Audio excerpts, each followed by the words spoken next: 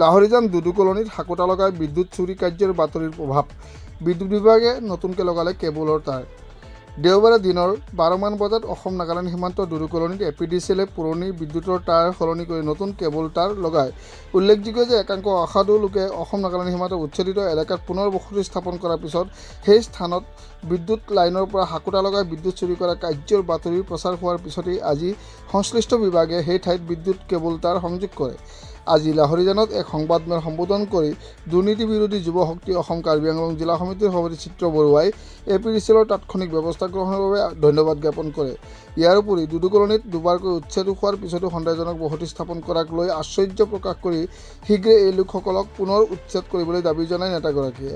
ইয়াৰ উপৰি স্থানীয় বাসিন্দাৰ বিভিন্ন চৰকাৰী আঁচনিৰ সুবিধা প্ৰদান কৰিবলৈ কাৰ্বি আংলং স্বায়ত্তশাসিত পৰিষদক আহ্বান জনায় নেতাগৰাকীয়ে। প্ৰথমে আমি দুৰ্নীতি বিৰোধী যুৱ শক্তি অসম কাৰ্বি আংলং জিলা সমিতিয়ে APDCLক ধন্যবাদ আৰু কৃতজ্ঞতা জ্ঞাপন কৰিছোঁ। কিয়নো আপোনাৰ বাতৰি সংবাদ মাধ্যমত বাতৰি প্ৰচাৰ হোৱাৰ লগে লগে তেওঁ আপোনাৰ SDO ছাৰে তদন্ত কৰি এই আপোনাৰ কিবা কেবুল তাঁৰ লগাই দিলে, সক্ষম হৈছে লগাবলৈ।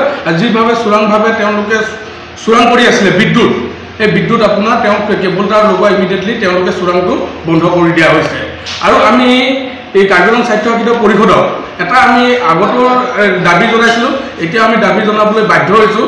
যিসমূহ আপোনাৰ দুবাৰকৈ উচ্ছেদ হৈছে দুদু কলনীত, দুবাৰকৈ উচ্ছেদ হোৱাৰ পিছতো কিছু আপোনাৰ ব্যক্তি আৰু কিছু আপোনাৰ বহিৰাগত আহি ইয়াত কি কৰিছে, তেওঁলোকে ৰাতি আহি তেওঁলোকে ঘৰ বনাই ইয়াত বসবাস কৰিব লৈছে। এইটো অতি শীঘ্ৰে তদন্ত হ'ব লাগে। তদন্ত কৰি আৰু আমি কাৰ্বি আংলং স্বায়ত্তশাসিত পৰিষদক দাবী জনাইছোঁ যে তাত উচিত হয় আৰু তেওঁ চৰকাৰীভাৱে যিসমূহ চৰকাৰৰ আঁচনি আছে, আঁচনিসমূহ এই উচ্ছেদ অভিযান হোৱা জেগাত কিবা এটা আঁচনি হয় তেওঁলোকক ঘৰ বা অন্যান্য চৰকাৰী সুবিধা নিৰ্মাণ কৰিব লাগে। আমাৰ দুৰ্নীতি বিৰোধী যুৱ শক্তি অসম কাৰ্বি আংলং জিলা সমিতিয়ে আমি অনুৰোধ জনাইছোঁ।